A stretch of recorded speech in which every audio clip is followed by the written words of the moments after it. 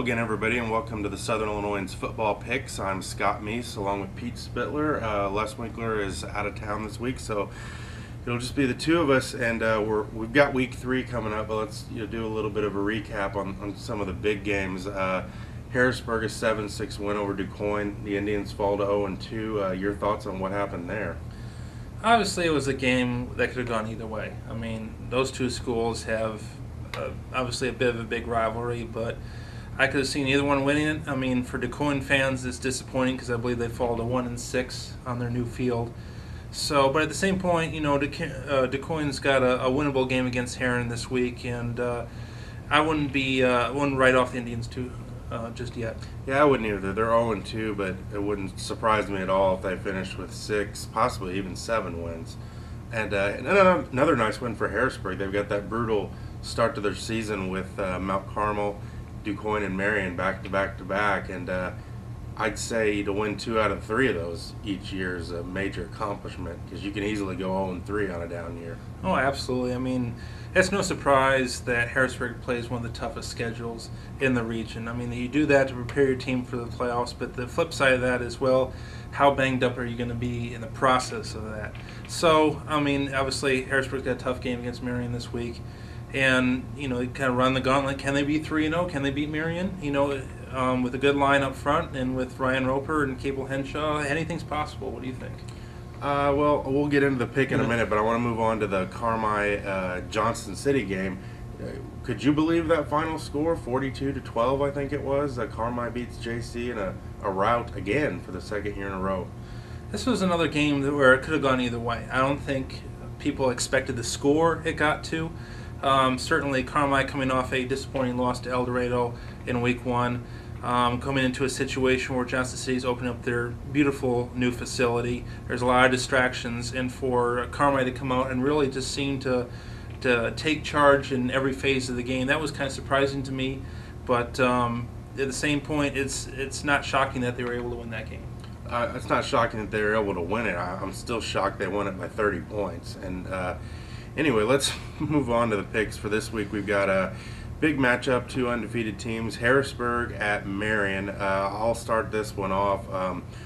I don't think Harrisburg is going to win this game. I think they can compete with them, but Marion's just a much bigger school and a good bigger school. I think Marion will have too much speed for Harrisburg to handle, and I'll go with the Wildcats to win this one. What do you think? Bold statements from Scott Meese come out right away and said I doesn't think Harrisburg can win this one, but you speak a lot of truth. I mean, Marion's a bigger school. They have a lot of weapons. You got to look at Matt Lewis back there, 6'5", maybe a Division I talent at quarterback, and that's a lot to stop and to try and find an answer for. So I'm going to have to go with Marion on this one as well. All right, we go on to, I guess, the marquee matchup in the Black Diamond is Carmi, 1-1, coming off the big win over Johnston City at 2-0 Chester. Obviously, when you've got a game like this, Carmi's got the emotional high of beating Johnston City so badly, but they don't have much time to prepare. You play on Monday and then again on Friday. What are your thoughts on this one? This is another one that's tough to predict because Carmi has had the short week. Anytime you play on a Monday night, you get other teams an opportunity to come out and scout you. So there's a lot less surprise involved. Chester has a lot of experience coming back. I believe they returned 19 to 22 positions. It's going to be a tough game, but I think, with Chester getting all 4 of its all-conference people back and just having the experience there that they didn't have last year, I'm going to have to go with Chester in this one.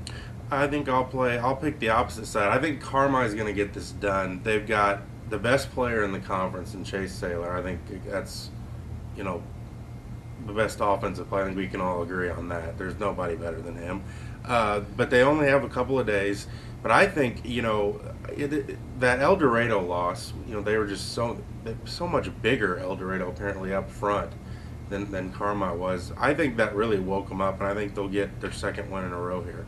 Let's go on to DuQuoin at Heron. The Indians 0-2 at Heron. 1-1. This is always a fun matchup with Carnes coaching Heron and used to play for Al Martin in DuQuoin. Can the Indians get it going this week? I think this is the game that DuQuoin can turn things around. I mean, Heron, they've done some good things, with a young group of kids, but DuQuoin's a different challenge for them. And I think this is a game that Al Martin's really going to look to and say, guys, we can win this one if we just tweak some things, and this could be the start of kind of building toward a possible playoff berth. So I just think that DuQuoin's got too many weapons for Heron. DuQuoin's 2 losses are by a grand total of 4 points. Probably should at least be 1-1 there, but it didn't happen for whatever reason, turnovers and so forth. I'll go with DuQuoin to win this one. Heron is very young. I think Heron could be really good possibly next year, but I don't think it's going to happen for him in this game. I think the Indians will just have too much. Benton at Pinckneyville is the final game we'll talk about. They're both 2-0, and two programs are really moving in the right direction. Big game up at Pinckneyville on the turf. What are your thoughts on this one?